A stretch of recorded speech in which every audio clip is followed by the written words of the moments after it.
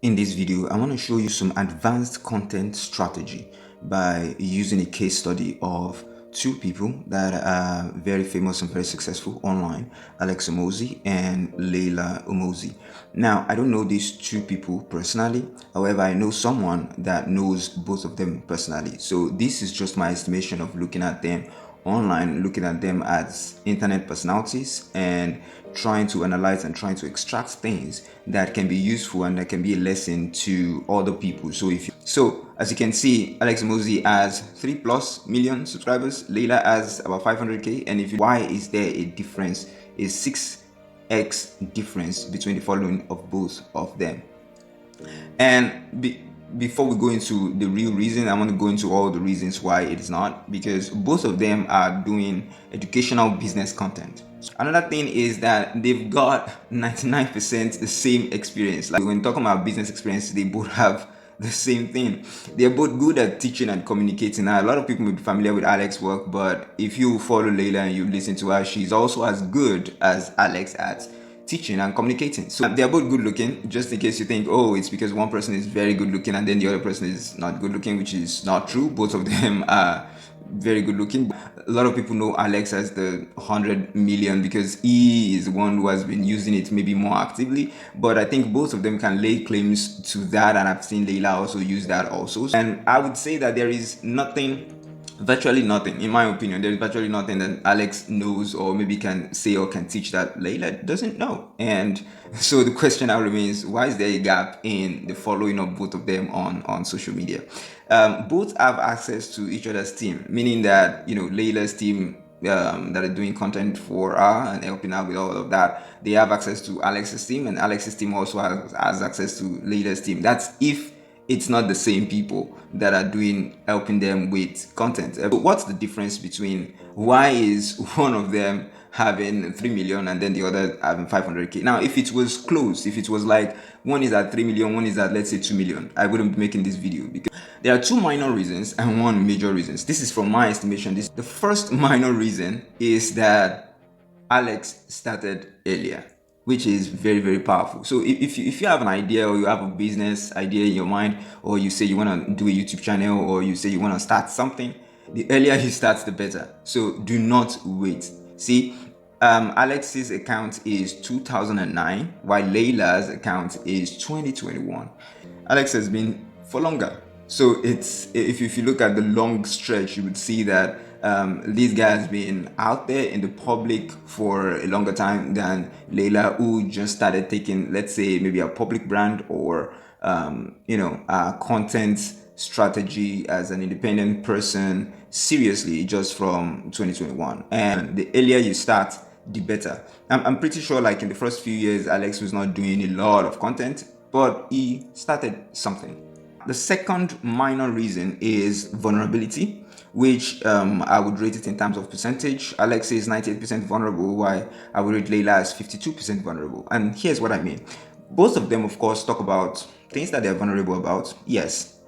However, there's a slight difference. For example, I can remember stories that Alex has told before publicly of maybe, for example, when he got scammed by someone. And I can remember some of the vivid pictures of the story, because a lot of people think in pictures, if not everybody. I certainly do think in pictures. So, for example, was talking about one person that scammed him, that he thought this person was actually nice and good, and he was trying to explain the numbers and why the numbers don't match up for the person. And he says the guy just, stood up and then just cleared the whole table with his hand and just threw all the papers everywhere. And that was when he realized that, that he has been scammed. So that's a very pictorial thing. That's a very, I literally pictured that scene in my head. Of course, it's definitely probably not the way it happened, but I pictured that in my head.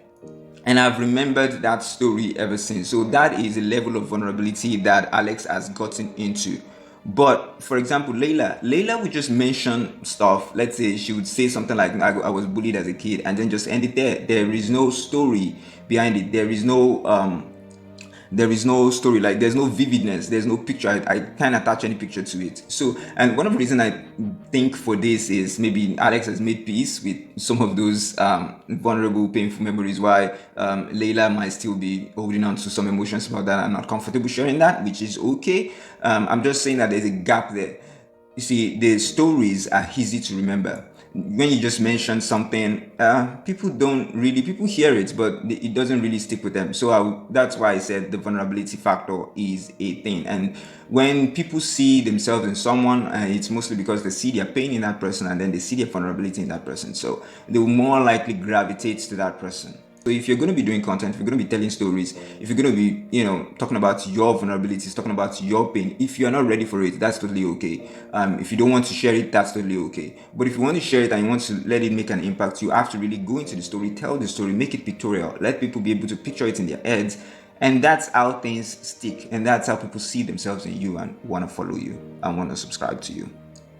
The major reason why there is a gap, in my opinion, the major reason why there's a gap between their accounts, especially on YouTube, is because they are in two different pools. They appeal to two different pools. They appeal to two different groups. And while Alex's appeal pool, as you can see with this circle, I try to illustrate with this circle, while the group that Alex is trying to reach, what I call the allowable audience of it, is greater, much greater than the allowable audience of that Leila is trying to reach. Let me give you a more structured explanation to that. So both of them have masculine energy, and I don't know how else to explain this, but if you study the content of both of them, they both have masculine energy. So the question is, the people that are gravitating towards masculine energy, who do they want to see?